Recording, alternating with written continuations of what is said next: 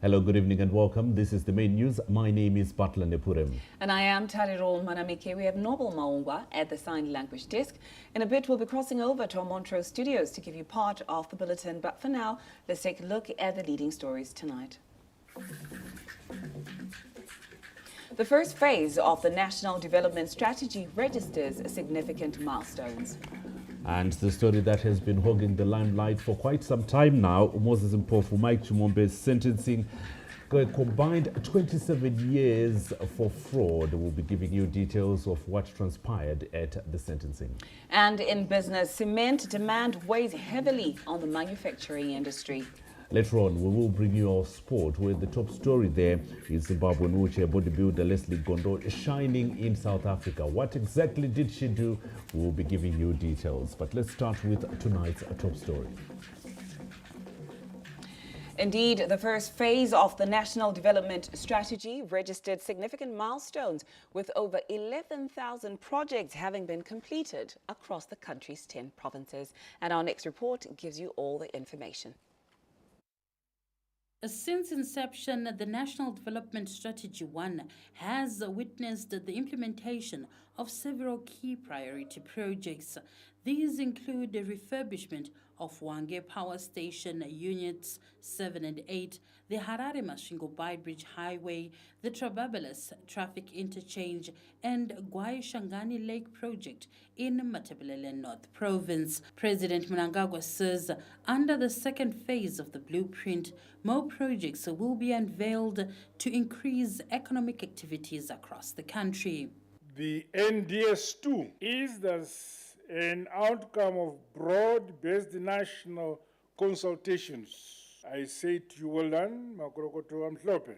It encapsulates the voices, the hopes, and aspirations of our people from across the country. The various perspectives of the private sector, faith-based organizations, development partners, and the diaspora were also taken into account. It is a document that embodies unity, self-reliance, and shared responsibility in line with our national development philosophy. The National Development Strategy 2 seeks to consolidate the gains achieved to date. My government assures citizens of timely, people-centered, and a quality service delivery befitting an empowered and a prosperous upper middle-income society. According to the special advisor to the president responsible for monitoring and implementation of government programs, Dr. Joram Gumbo, the projects are driving the country's socio-political and economic growth. I've actually witnessed quite a number of projects which have been undertaken by government through its ministries and departments and agents. These developments amount to a whopping 11,071 projects which were done throughout the country in the 10 provinces of Zimbabwe.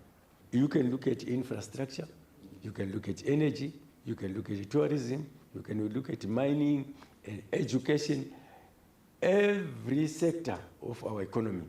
If you look at it, you'll find quite a number of projects have been done. If you look at energy, the Hwange 7 and 8, it's not only Hwange 7 and 8, but there are also solar projects that are scattered all over. And then if you look at the roads, okay, quite a number of roads have been rehabilitated. If you look at the health sector, rehabilitation has taken place. He added that under the NDS2, the aim is to further drive national growth, building on the successes of the first phase, particularly in energy, inflation management, as well as more projects aimed at uplifting the lives of people. NDS2, which is taking over now from NDS1, is looking at some improvement on what we have been doing now. We must look at now fiscal, okay, environment, the debt overhang, which is affecting us. How do we resolve it so that our people can be facilitated to do projects. Okay? That's the focus for NDS2. The economic environment, the inflation, it must come down. It must come down to single digits if we are going to be successful. Skills development is a very important area. Our people have to make sure that they are skilled. Under NDS2, government is targeting increased agricultural activity to achieve food and nutrition security, enhancing social development, universal access to quality health, education and other social services. Olin Ndori, ZBC News, Harare. Ongoing rehabilitation of the Bulawayo Victoria Falls Road is set to breathe new life into the tourism sector along one of Zimbabwe's prime travel corridors.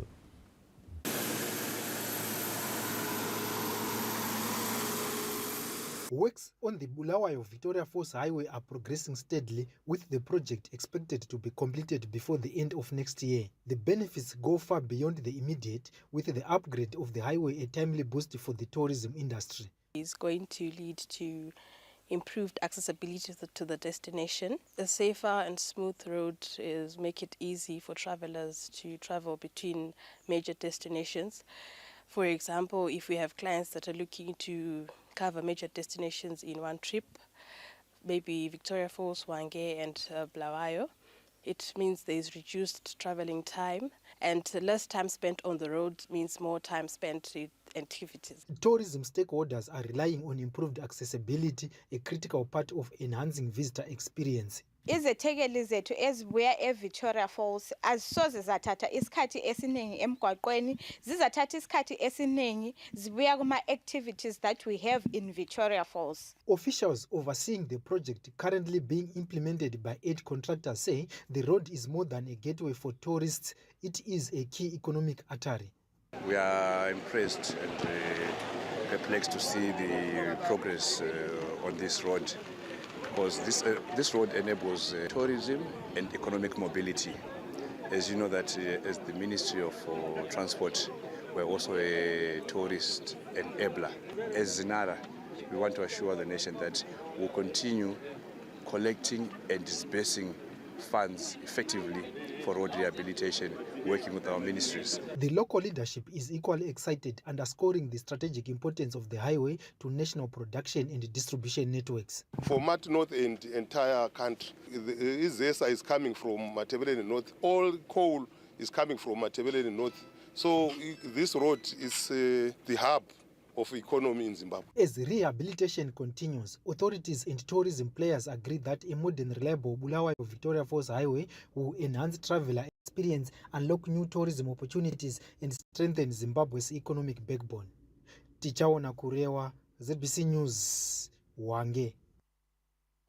Treasury is committed to an open budget policy that seeks stakeholder feedback in refining proposed measures for a people-centered and industry-oriented budget that meets the aspirations of the economic growth agenda.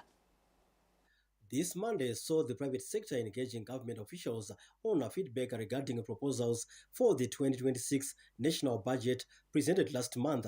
The private sector provided input, proposed a review, and expectations regarding the 2026 fiscal plan ahead of its consideration for approval by Parliament.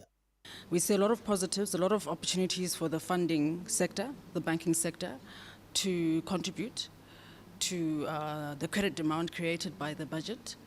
Our concerns are around some of the measures and taxes that may somewhat discourage formalization of formal banking through formal banking channels. Looking at the tax mechanisms for 2026, while most of the tax measures seems to be very okay in terms of revenue generation for the government, there are few that might need to be refined to balance between revenue generation and the sustainability of the business at large. Maybe if you look at the royalties in the mining sector, we can see that government really wants the private sector to win. The ease of doing business initiatives, the kind of taxes that we're seeing are tending towards industrialization. Of course, we've got a few areas we don't agree on. For example, IMTT, we would have hoped to see a deeper cut on IMTT. Treasury has pledged to consider the views and proposals by the industrialists. Government is committed to a consultative process in developing its budgets, in enacting its budget, and this is part of it. So we consult until the last minute, which is parliamentary approval. Even the parliamentary approval process, which involves a lot of debate and so forth, is still part of the consultation and approval process. So I'm very pleased that we've had an open discussion with industry. We always stand ready to tweak things.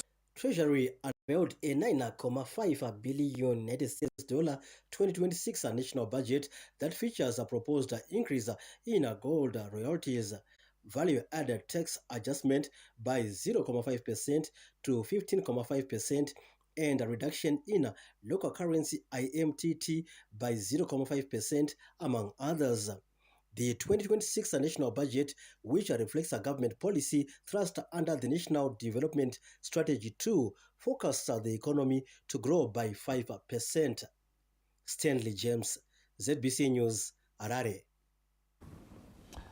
And news just filtering in, President Emmerson Mnangagwa has removed Winston Chitando as the cabinet minister with immediate effect. In a statement, Chief Secretary to the President and Cabinet, Dr. Martin Lushwaya, said the removal is in terms of Section 340 as read with Section 108 of the Constitution of Zimbabwe.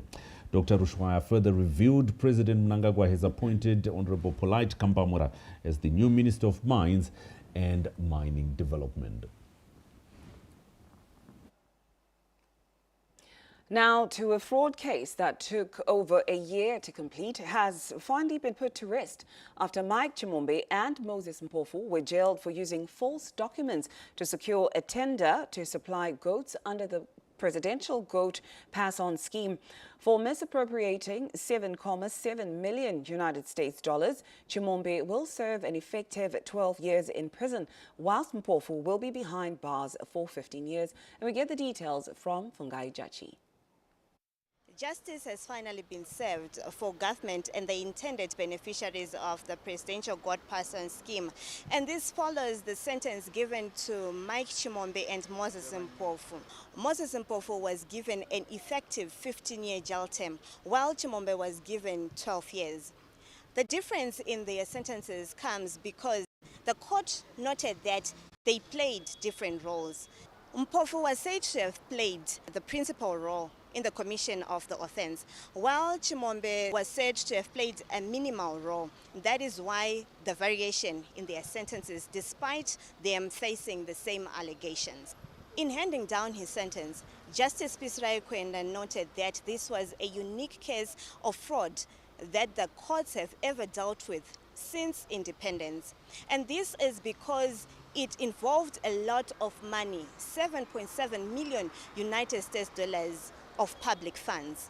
And so he said that it is very critical for those who would think of committing a similar offense to know that the justice system will not take such offenses lightly as they jeopardize the development of this country. The defense team has given notice to appeal to the Supreme Court, and they're saying they intend to appeal against both conviction and sentence. Our clients believe that the court seriously and grossly misdirected itself in its finding from both conviction and also the sentences. So the next stage is the Supreme Court, so we have to hear what the Supreme Court says. You also heard the state saying that they may want to appeal against sentence. They are unhappy. I think they wanted our clients to go for I don't know how many years. So if once that is the case, then obviously we should get our leave. I mean, so that you give both the state and our clients the opportunity to get to. This legal drama for Chimombe and Mpofu began in June of 2024 when they were arrested and initially appeared before the Harare Magistrates Court. They were eventually denied bail by the same court and made an appeal to the High Court, which also denied them bail on the basis that they were a flight risk and were facing a very serious offense which could attract a presumptive sentence of 20 years. This case took over a year to be completed, making it one of the longest fraud cases before the courts. This case has set a precedent, and it has clearly shown that the judiciary is not taking lightly corruption-related cases as they try to balance retribution and rehabilitation. Fungai Jachi, ZBC News, Harare. Right, so this case has indeed been in the public eye for quite some time. And now that it has been concluded, there's been a lot of talk regarding what could have been that did not happen. Bruce Chawanda, our political editor, speaks to Professor Obed Jiri, who is the Permanent Secretary in the Ministry of Lands, Agriculture, Fisheries, Water and Rural Development, to get a bit more on what exactly was meant to have happened with this GOT pass-on scheme. The nation has been witnessing a case which involved Mike Chimombe and Moses Mpofu, who have been accused of defrauding government of millions of dollars following their failure to supply the goods under the presidential pass-on scheme. I'm joined by the Permanent Secretary in the Ministry of Lands, Agriculture, Fisheries, Water and Rural Development, Professor Obed Jiri, to give us an insight into the presidential goods pass-on scheme, its structure. So the presidential GOT scheme was meant to really assist the nation in resilience building.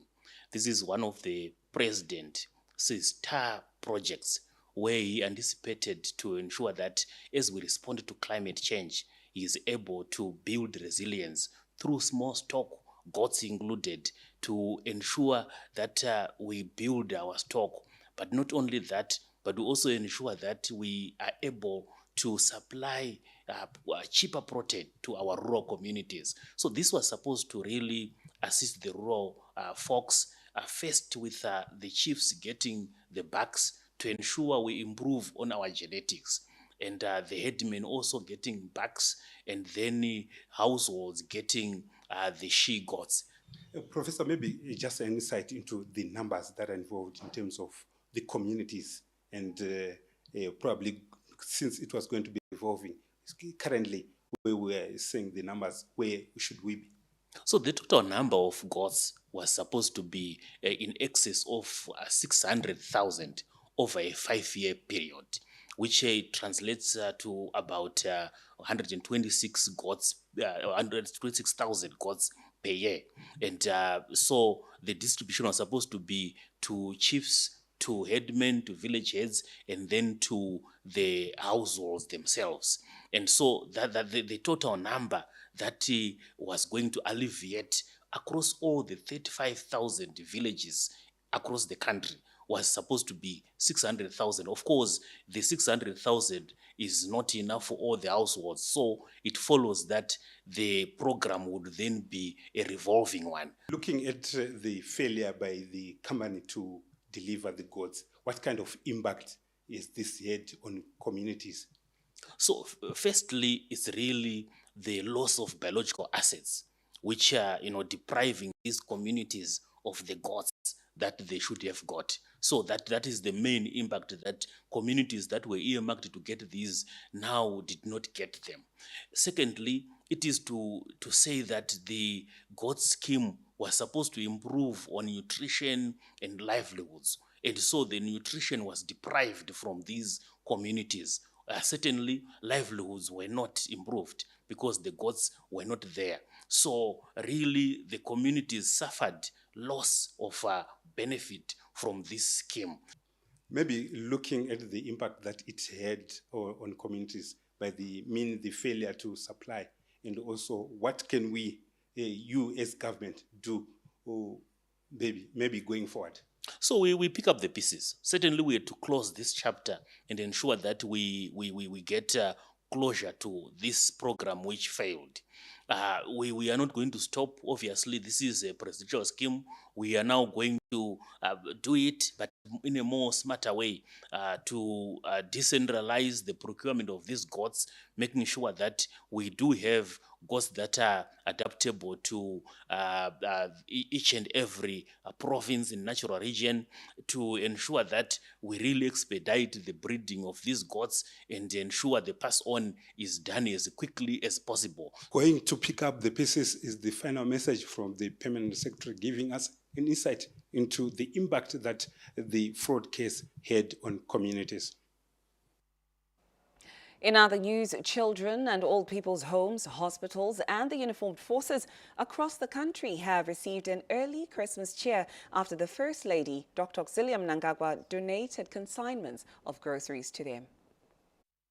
Children's homes, old people's homes, hospitals and uniformed forces countrywide received an early Christmas cheer from the First Lady, Dr. Auxilium Mnangagwa, who distributed substantial consignments of groceries sourced through the Angel of Hope Foundation partners. So passionate about the welfare of vulnerable communities is Dr. Mnangagwa that she has been working with the foundation's partners and well-wishers in mobilizing resources for the needy. The First Lady, a hands-on person, sees to it that all donations reach the intended beneficiaries. The recent supplies, including mealie meal, rice, wheat, flour, drinks, that are expected to significantly improve food stocks in institutions while caring for vulnerable people during the festive season. Among the hospitals benefited are Parenyatwa Group of Hospitals, United Bulawayo Hospitals, Mpilo, Salim Gabe, Chitungwiza, and Ingucheni Central Hospitals. Hospital administrators from all the medical institutions acknowledged the Health Ambassador's tireless efforts to strengthen healthcare facilities throughout the year, adding that the recent donation will go a long way in boosting the nutritional requirements of patients during the festive season. It's not only about Bulawayo, but Mpilo covers Bulawayo Province, Matabeleland North, Matabeleland South, as well as Midlands, part of Masvingo. 3/4 of the nation is going to benefit. Ndakamirira Parenyatwa Group of Hospitals. Tinoda kutenda amai nechikafu cheChristmas chavatipa chiza vanogara vachingoita gore negore vachirangarira varwere vavo munyika yedu yeZimbabwe. Sechipatara cheIngucheni tiri chipatara chinochengeta vanhu vanorwara nepfungwa munyika yeZimbabwe yose. Tinotenda chaizvo nezvataitirwa naamai. Tinoti amai murambe muine moyo wenyu weumai. Hamuna kutisarudza.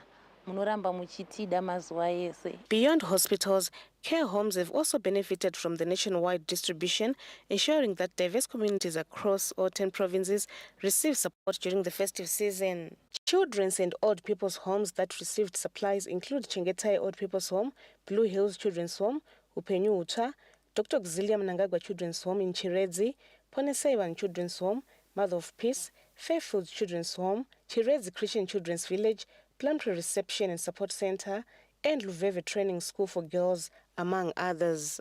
Rudo rwenyu runofashukira semvura mai ndo runotishingisa mubasa redu. Imi munongoziva kuti basa redu rimwe nguva rinombooma sei, but tinoziva kuti imi muripo and munotisapota muchitibatsira. It's not the first time we are receiving that sort of assistance from the First Lady. We have got some of the kids who are no longer with us now. They are now outside, in the outside world, and they are doing very well. They were assisted through vocational training, support, and for this gesture, I think our kids will have a wonderful Christmas. Tina njengeLuveve Training School for Girls, sithanda ukubonga umama ngokusikhumbula. Angazi ukuthi ngawumama akasikhumbulanga ngabe bese yayenza njani. So sithanda ukubonga umama ngokucabanga umntwana oyinkazana. Umntwana oyinkazana uzakholisa ngeChristmas leyo, nanku utholile konke akukho kungekhoyo. Sithanda ukubonga uNkulunkulu ngayo umama. Not to be outdone are the uniformed forces, including the Zimbabwe Prisons and Correctional Service, the Zimbabwe Republic Police, and the Zimbabwe National Army, who also benefited from Mother Zimbabwe's gesture.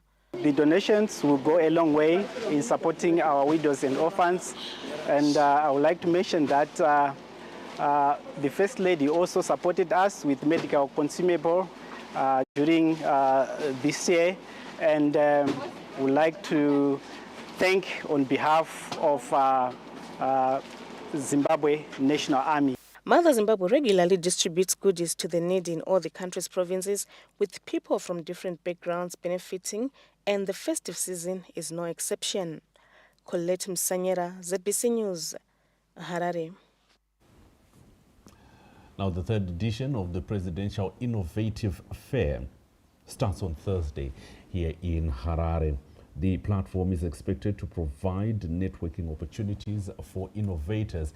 And for more clarification, Theophilus Chuma now speaks to the Minister of Higher and Tertiary Education, Innovation, Science and Technology Development, Dr. Frederick Shaw. The 2025 Presidential Innovation Fair is designed to showcase Zimbabwe's cutting-edge innovations and technologies developed under our heritage-based Education 5.0 model. It provides a national platform where prototypes are transformed into commercially viable products, directly contributing to our industrialization agenda and the realization of Vision 2030. So looking at the state of preparedness, Honourable Minister, how prepared is the ministry in terms of hosting this year's edition of the Presidential Innovation Fair? The ministry is very prepared to host this fair, and the preparations are at an advanced stage right now. All key institutions, that means our universities, our colleges, innovation hubs, industrial parks, private sector partners have confirmed their participation, and we're looking forward to meeting them there. Logistical and security arrangements have also been addressed, and the event, we expect it to proceed very smoothly on the day. What can the public expect as you go into this year's edition of the Presidential Innovation Fair? A diverse range of innovations across a number of activities in health, agriculture, energy, engineering, information communication and technology, robotics even, clean technologies, artificial intelligence, and advanced manufacturing. These are practical solutions developed by Zimbabwean innovators to address national and global challenges. How does this Presidential Innovation Fair fit into the Vision 2030 and also the NDS 2 program? Well, this fair supports Vision 2030 by accelerating innovation-led industrial growth. As we conclude NDS 1, end of this year, and transit into NDS 2, government will strengthen the commercialization of research, deepen innovation ecosystems, and expand rural industrialization through the hub and spoke model. This fair is therefore a very key milestone in our policy implementation. An ambitious plan of having one tablet per student in primary and secondary schools has been set out, with the government on a drive to have a digital-driven education sector. Bridging the urban and rural digital divide in schools has been a top priority for the government as it fosters equal education for all. This was revealed by the Minister of Primary and Secondary Education, Dr. Torerai Moyo, this Monday as he gave a lecture at the Zimbabwe National Defense University. Recently, the government managed to acquire more than 20,000 Starlink kits. We are, as Minister of Primary and Secondary Education, we have received 9,000 Starlink kits to distribute to every school in Zimbabwe. In addition to that, come January 2026, we have secured computers for onward distribution to all our schools, but we are giving priority to rural schools so that they are not left behind in terms of digital technology and also in terms of research and innovation. This is a very important trajectory, because we have aligned the heritage-based curriculum with the national vision, because education is a powerful weapon that can change or transform our societies. And we are saying in 2026, we are having an ambitious program of having one laptop, one student, one tablet, one student. The Ministry of Primary and Secondary Education was allocated 47.4 billion ZiG at the 2026 national budget announcement made last month, with infrastructure development a key priority. Memory Chamisa, ZBC News, Harare. The Commander-in-Chief of the Zimbabwe Defense Forces, President Emmerson Mnangagwa, has promoted Colonel Jones Sasata Marodza to the rank of Brigadier General. The investiture ceremony presided over by Commander Zimbabwe National Army Lieutenant General Marshal Tapfumanei was marked with the full military decorum. Lieutenant General Tapfumanei implored the newly promoted Brigadier General to uphold the highest standards of military discipline, professionalism, and leadership befitting the rank and responsibility. Your recognition for such an esteemed rank and appointment is a result of a thorough and exhaustive assessment by the commanding. The onus is now on you to prove your worthiness to hold the rank that has been conferred upon you. Brigadier General Marodzari affirmed his unwavering commitment to the defense of the country's territorial integrity. I am honored and humbled by the trust placed on me. I would like also to thank the Chief of Staffs and colleagues for their guidance and overwhelming support throughout my career. I also promise to remain loyal to the Constitution of our motherland Zimbabwe and the command elements. Your guidance remains key to anything I do. Meanwhile, in a ceremony formalizing a promotion announced last week, Commander Air Force of Zimbabwe Air Marshal Jacob John Zwede officially conferred rank insignia on Air Commodore Paridzirai Majindu, who missed the initial investiture ceremony while on away assignment. Air Marshal Zwede underscored the increased command responsibilities and operational expectations that accompany a new appointment. You must be aware that there are juniors who will be expecting some advices from you, and I am expecting that you will work well with them. I also want to remind you that leading always cultivate teamwork, which is the foundation for attainment of all military tasks. Air Commodore Majindu reflected on her career, describing her promotion as a symbol of progress and inspiration for women in the military and the girl child. This promotion, let it serve as just a symbol of hope and symbol of pride to all the female officers in the Air Force and in the Zimbabwe Defense Forces and in the nation, to the girl child. As women, we can also do it. The Zimbabwe Defense Forces boast of a disciplined, patriotic, and professional institution committed to defending the country's sovereignty and contributing to nation building.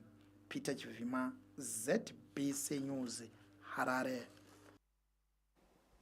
The ZANU-PF Manicaland province has recommended the co-option of United Arab Emirates Business Development Advisor Dr. Paul Tungwarara to the Central Committee, and Kemias Chivuje gives us the details.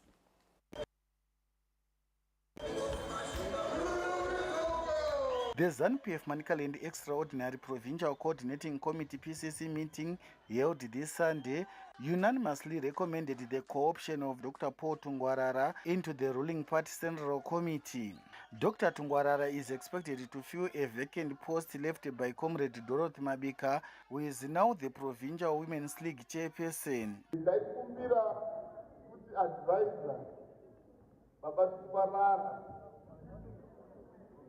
taure vari muno zvamaita vozisini handina makuhwana ndotaura tiri potese komune Tungwarara muremanikane yakusikidzai kuti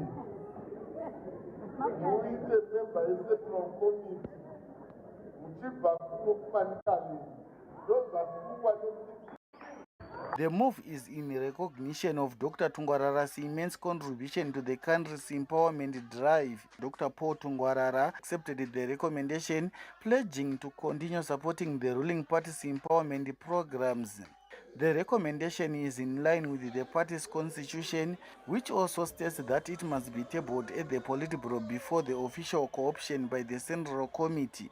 Kenias Chivuje, ZBC News, Mutare.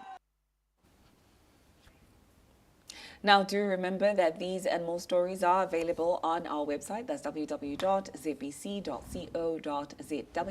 And we also have pages on Facebook, on YouTube, as well as on X. And our handle is @ZBC News Online.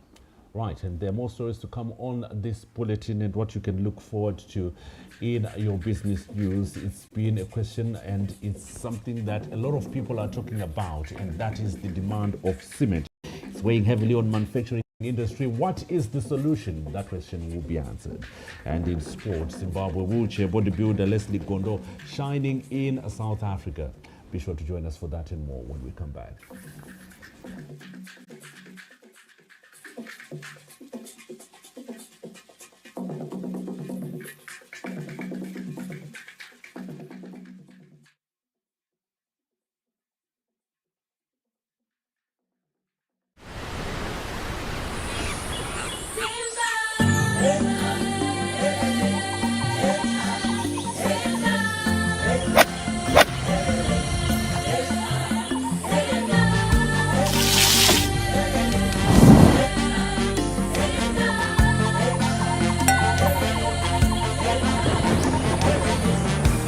Zimbabwe inhaka yedu. Zimbabwe is our heritage.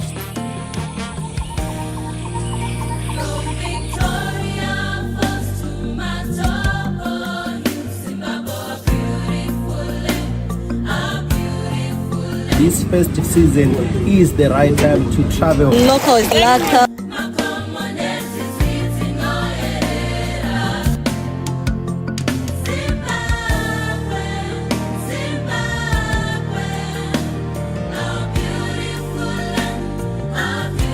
Zimbabwe 2025, #1 destination in the world, according to Forbes magazine. This festive season, travel local and experience our heritage. Zimbabwe, inhaka yedu, ilifa letu. Experience Zimbabwe. Zimbo. Gold is one of Zimbabwe's greatest treasures, a source of national pride, progress and prosperity. To protect this national asset, Fidelity Gold Refinery exercises oversight over the Gold Trade Enforcement Unit, established under Section 48 of the Finance No. 2 Act of 2024. The Gold Trade Enforcement Unit works on the ground to assist miners in preventing theft of gold from mining sites, stop illegal gold sales to unauthorized buyers, curb the smuggling of gold outside Zimbabwe, and safeguard our gold resources for the benefit of every citizen. Together, Fidelity and the Gold Trade Enforcement Unit are ensuring that every gram of gold mined in Zimbabwe builds our nation, not the black market. Fidelity, your trusted gold partner. This is a message for all motorists and pedestrians, brought to you by the Traffic Safety Council of Zimbabwe. Motorists are urged to exercise extreme caution when approaching an intersection. Slow down, stop, give way. Always give precedence to traffic approaching from the right before proceeding, unless the intersection is controlled by police, stop sign or traffic lights. Failure to comply to road sign procedures may result in getting arrested or loss of life. Be on the lookout for pedestrians, cyclists and motorcyclists. Speeding, drunk driving, fatigue and chatting on the phone whilst driving are the major causes of accidents at intersections. Therefore, take heed when approaching intersections, because the life you save might just be your very own. Think safety first before driving. Choose life. The Traffic Safety Council of Zimbabwe, thriving to keep our roads safe and lives fulfilled.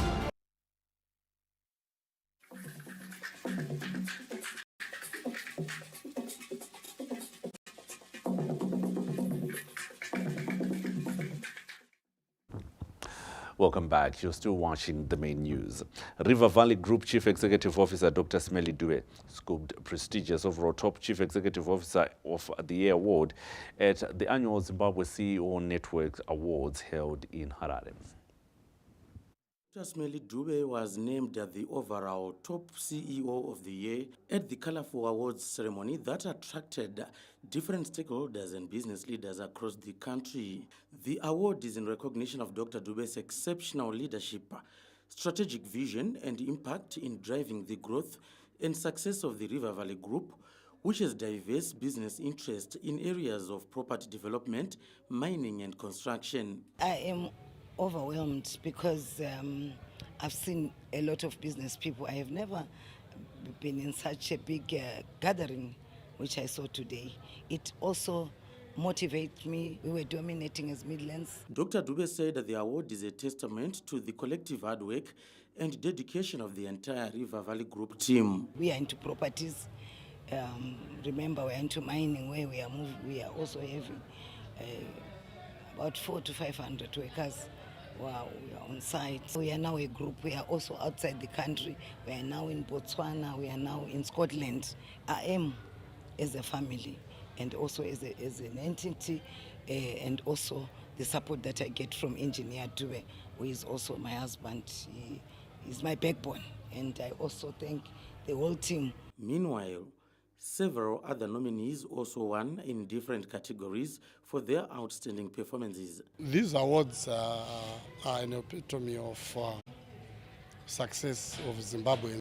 Business is the driver of the economy. It creates jobs for our people, and it's best when it's done by our people and for our people. Then we make progress as a people. It means a lot to me, and I'm truly grateful for this award. It motivates me in a way to inspire young fellow youth like me as well. I'd like to thank Zimbabwe CEO Network for recognizing what people are doing, what the legends are doing in the industry, what the legends are doing in the country. And I think it's good to be recognized when you're still alive. The overall winner of this year's Top CEO Award recipient, Dr. Smelly Dube, is credited for spearheading the development of multiple residential and housing projects across Zimbabwe, thereby providing housing solutions to thousands of citizens. John Nandara, ZBC News, Harare.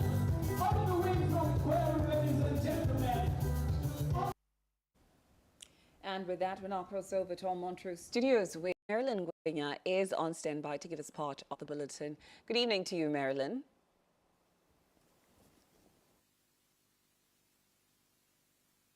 Good evening, and many thanks to you, Tarina. In our following report, Zimbabwe is set to integrate new scientific, financial and community-focused approaches into the national HIV strategy. This was revealed at the conclusion of the 23rd International Conference on AIDS and STIs in Africa, held in Ghana under the theme Africa in Action, catalyzing integrated sustainable responses to end AIDS, TB and malaria. Speaking at the end of the conference in Accra this Monday, National AIDS Council Chief Executive Officer Dr. Bernard Mazima said the conference was held at a critical moment for Zimbabwe, which is developing its national HIV strategy plan of 2026 to 2030.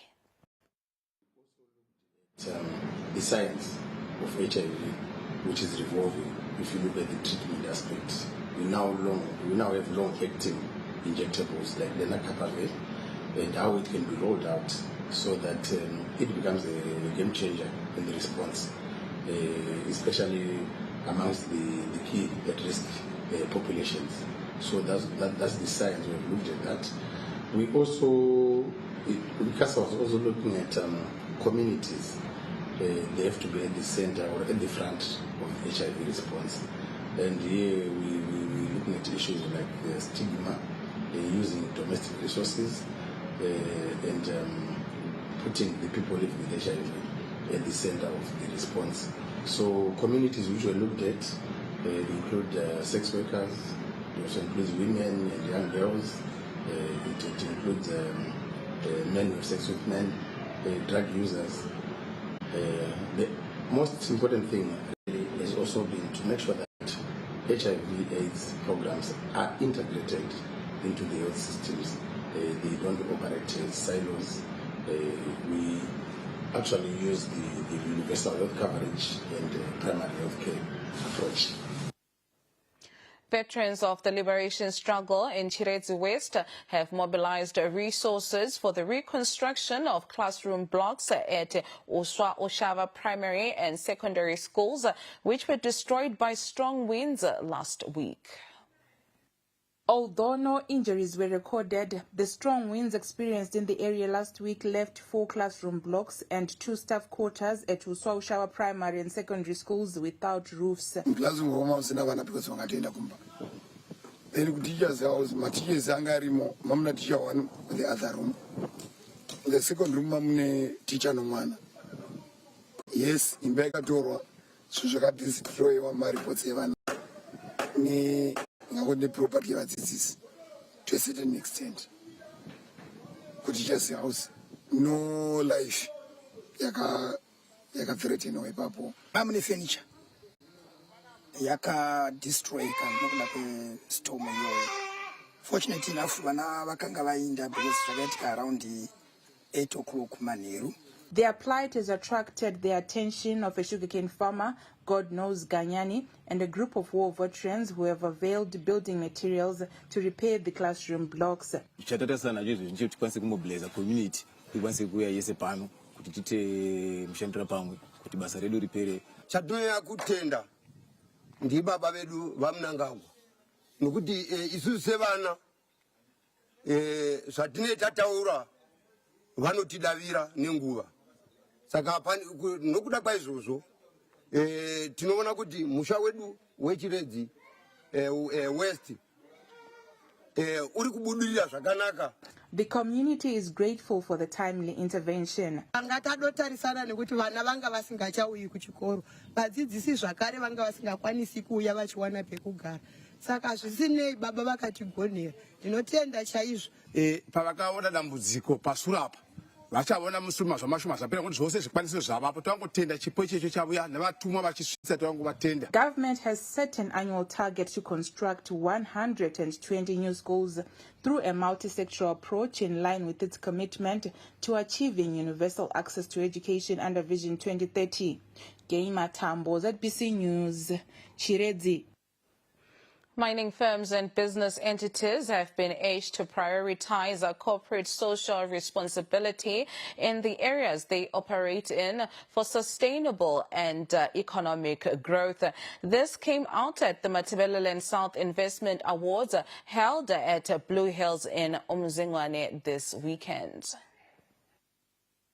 For a province whose economy is largely driven by mining and agriculture, the far-wide cry has been on unsustainable mining activities where mining companies destroy the environment and neglect the very community they work in. As such, it is no coincidence that the call for responsible, sustainable and organized mining dominating the Matabeleland South Province Investment Awards meant to honor entities that contributed to the growth of the provincial economy. I'm saying, come and invest in Matabeleland South.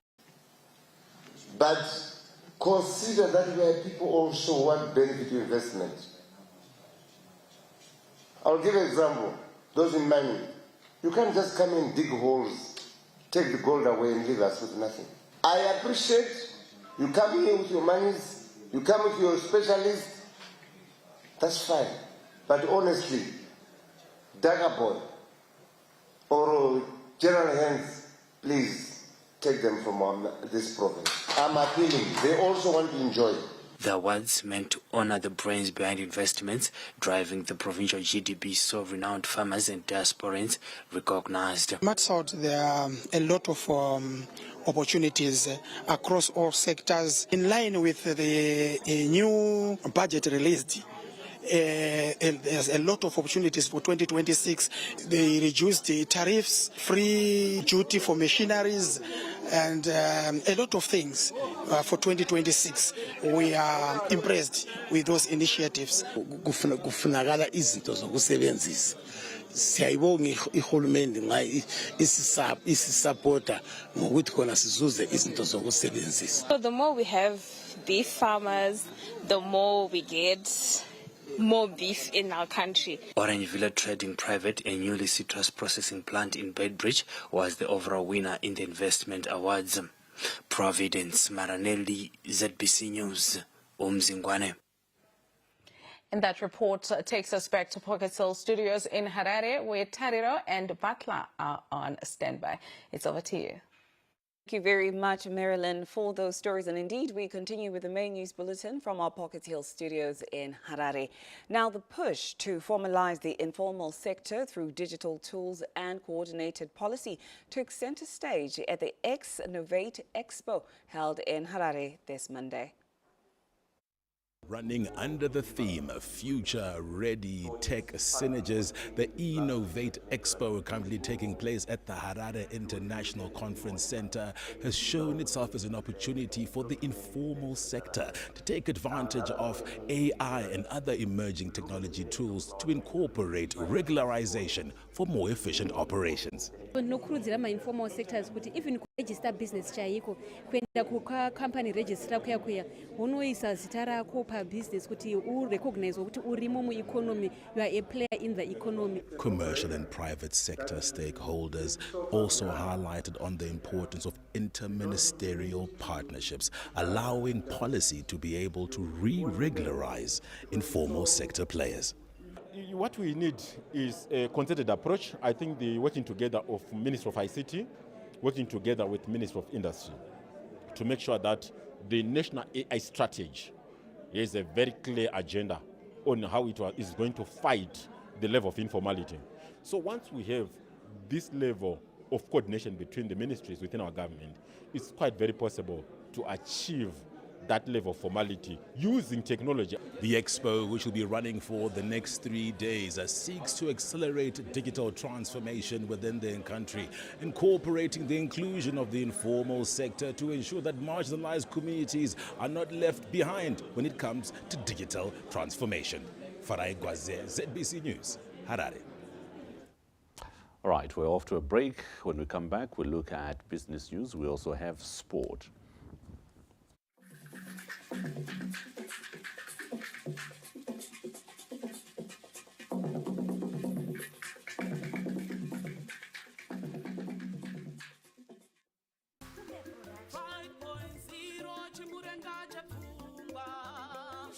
The Ministry of Higher and Tertiary Education, Innovation, Science and Technology Development will host the 3rd edition of the Presidential Innovation Fair on the 11th of December 2025 at the Harare International Conference Center, HICC, under the theme Innovation for Economic Growth, from Prototype to Commercialization. The event will showcase cutting-edge innovations and technologies developed by Zimbabwean innovators and institutions in line with Heritage-Based Education 5.0 and the country's pursuit of Vision 2030. His Excellency, the President of the Republic of Zimbabwe, Comrade Dr. Emmerson Dambudzo Mnangagwa, will officially open the event and also present awards and prizes to outstanding 2025 innovators. The fair will open its doors to both public and the media, providing them with the opportunity to explore exhibitions, engage in pitching sessions, and experience Zimbabwe's talent and innovative solutions driving national development. This national event celebrates homegrown innovation, promotes industrialization, and supports the transformation of prototypes into commercially viable products. Be informed, be inspired, witness the future of Zimbabwe's innovation.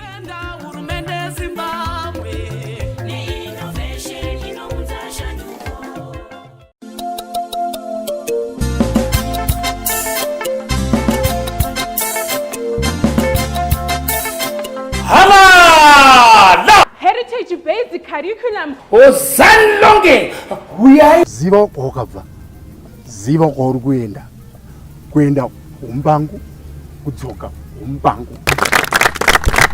Embracing the heritage-based curriculum framework 2024 to 2030 to produce citizenry with relevant pragmatic skills, applied knowledge, values and dispositions for national development through STEM. Science, technology, engineering and mathematics. Our education, our innovation, our industrialization, our national development.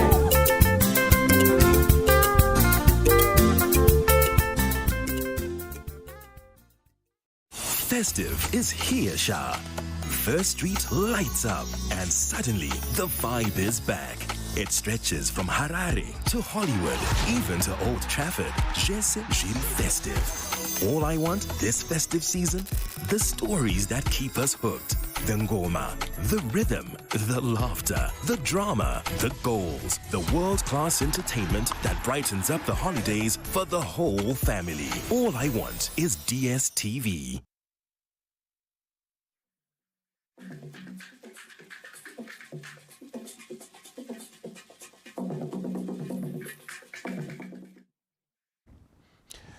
Welcome back. You are still on the main news. One of Zimbabwe's largest cement producers, Kaya Cement, has been rejuvenated by a new plant which produces a key raw material for cement production.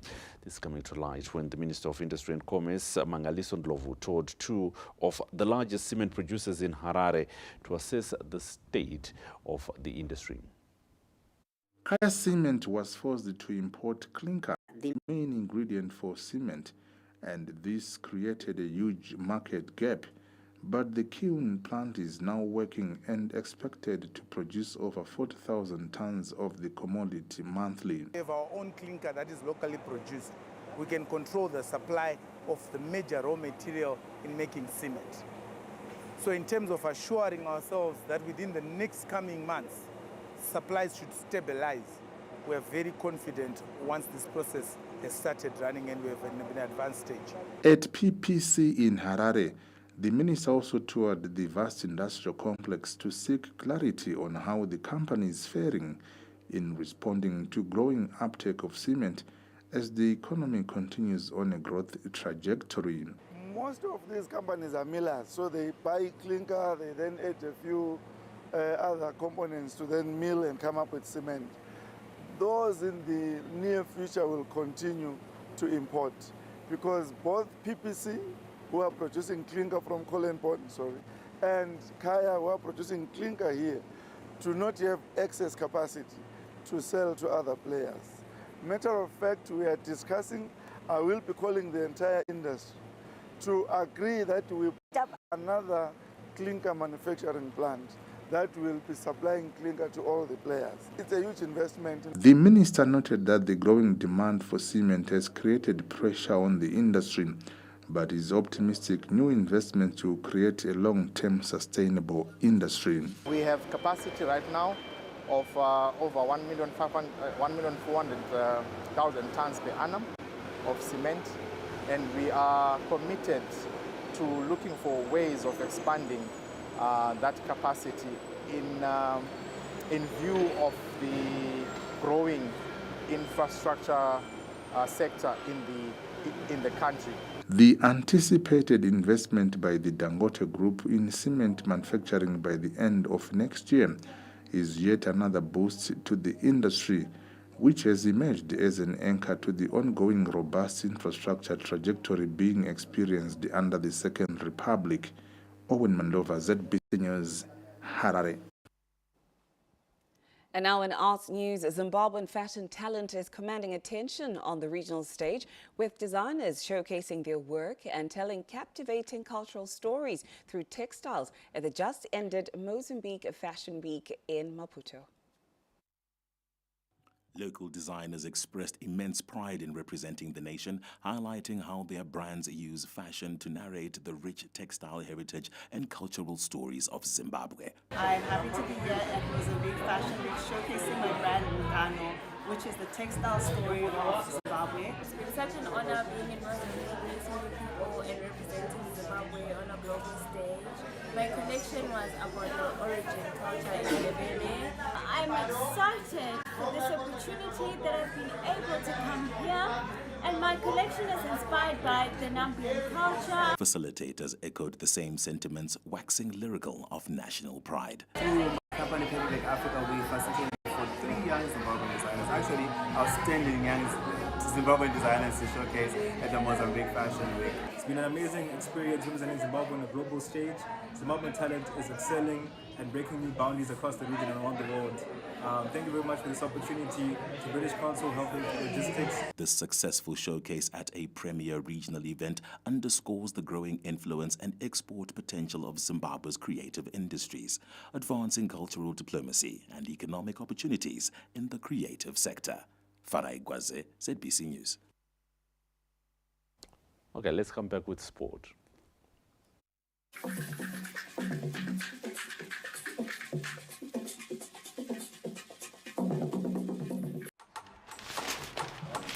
This is AFCON, my friend. Everything is the competition. Everything.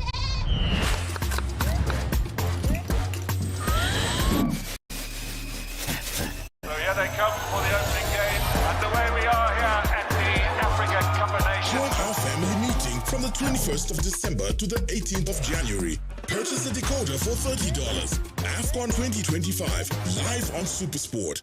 From the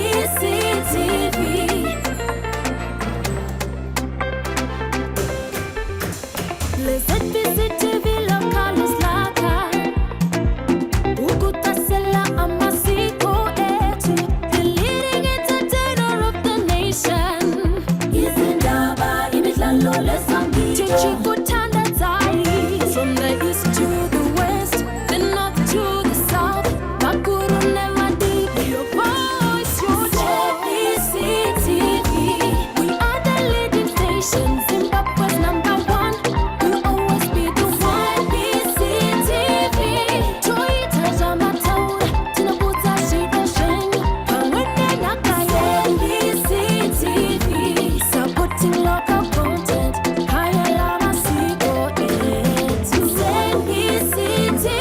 ZBC TV, your voice, your choice.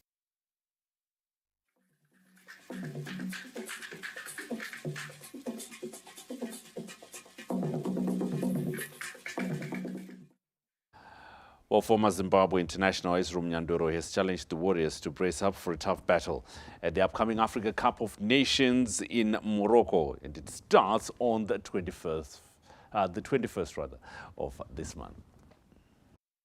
Exactly 2 weeks, the Zimbabwe Warriors will make their 6th appearance at Africa's premier football tournament, the Africa Cup of Nations in Morocco. The Warriors have been placed in Group B alongside Egypt, Angola and neighbor South Africa, a group widely regarded as the group of death. Former Warriors midfielder Ezrom Nyandoro, featured in the 2004 and 2006 AFCON tournaments, says there's no greater motivation than playing against Africa's footballing powers. It's one of the biggest tournaments in Africa. And I hope and pray that the boys are excited to go and participate and represent the page well, and also play with pride. And yeah, listen, I can't wait for the tournament to start. Of course, we're in one of those groups that we say group of death. But listen, it's not the first time. Nyandoro scored a thunderbolt against Cameroon at AFCON 2004. Still remembers how his goal of the tournament opened doors for him. For me, it did. When I went in Tunisia 2004, I was still playing for Amazul Football Club. And listen, that goal of Cameroon, the goal of the tournament, changed everything for me. So, like I said, it is a massive tournament, and I'll urge the players to go out there and enjoy themselves, and they are playing with the best. They are not there by mistake, so they are also the best. The Warriors begin their campaign on Unity Day against African football powers Egypt. Their second match is against Angola on the 26th of December before concluding their group stage campaign on the 29th of December with a date against neighbor South Africa. Mthokozi Stube, ZBC News, Bulawayo. Zimbabwe wheelchair bodybuilder Leslie Gondo stole the show after winning the National Physique Committee Pro World Cup qualifier in South Africa at the weekend. Gondo was the toast of the day after clinching the NPC Pro Qualifier World Cup slot in South Africa, a rare feat for a local athlete. With 16 gold medals to his name, Gondo, who competes under the Muscle Rage stable, is full of confidence after his latest triumph. This journey started way back after my accident. It was more like a physiotherapy, coming to the gym, then transformed from physiotherapy to a hobby. From a hobby, now I'm a pro today. Fellow teammate Pritchard Katahoko is impressed with Gondo's rise to stardom. I feel overwhelmingly happy, and I've got a great feeling that Leslie deserved what she got, because to me, I've worked with a lot of guys, but to me, Leslie is the one who's outstanding. Gondo was competing alongside fellow Zimbabweans Noah Dzokoro and Blessing Itai CC Banks Sitole in the two-day contest. Attention now shifts to the Alex Classic bodybuilding show in Harare, set to feature a strong lineup of local international athletes on the 12th of this month. Mthokozi Stube, ZBC News, Bulawayo. off to a flyer at the 2025 Africa Netball Cup after an emphatic 48-36 victory over Namibia at the Griffin Saenda Sports Complex in Lilongwe, Malawi today. The Gems are back at the court tomorrow as they face continental heavyweights Uganda after the two played out an exciting encounter at the Celtic Cup, which narrowly ended in favor of the East Africans. Zimbabwe are gunning for gold at the 9-team tournament after settling for bronze last year. And that is our look at sports. The weather report and forecast is coming next.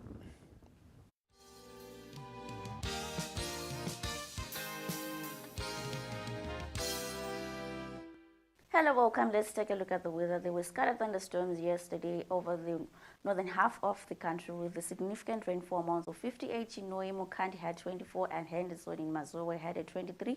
Now today we had mostly cloudy conditions and warm conditions prevailing across the country with scattered thunderstorms over the northern half of the country, while to the south we had rather stable conditions with light rain in places. Now these conditions are expected to persist over the northern half of the country, accompanied by scattered thunderstorms, and localized heavy rainfall is expected in places, while to the south we are expecting isolated showers under partly cloud conditions. Tonight we're expecting cloudy conditions throughout the night across the country with mild conditions prevailing. Tomorrow it will be generally warm across the country, warmer conditions to the south with slightly decreased maximum temperatures over the northern half of the country. Chances of heavy rainfall is focused for the northern and as well as the eastern parts of the country. Flowers focused to be mild at first, becoming warm by the afternoon. Throughout the focus period, Matopos isolated showers are expected in places, though mild at first. Warm conditions for Gwanda under partly cloud conditions, getting windy on Wednesday onwards. Gweru mild at first, becoming warm by the afternoon under cloudy conditions. Masvingo partly cloudy, warmer by the day, though mild at first. Mutare heavy rainfall expected on Tuesday, though mild in the morning, becoming warm by the afternoon. Nyanga as well heavy rainfall expected in places with cool morning conditions and mild afternoons. Marondera heavy rainfall expected on Tuesday as well. Harare cloudy conditions with heavier pours in places. Kadoma mild at first, becoming warm by the afternoon. Chances of isolated showers. Chinhoyi heavy rainfall expected, though mild in the morning with warm afternoons. Victoria Falls isolated showers are expected as well. Lupani mild at first, becoming warm by the afternoon. Pindura heavy rainfall expected on Tuesday and so as Thursday onwards. Kariba isolated showers are expected tomorrow, though mild in the morning with warm afternoons. That's all weather news today. Good evening, Zimbabwe.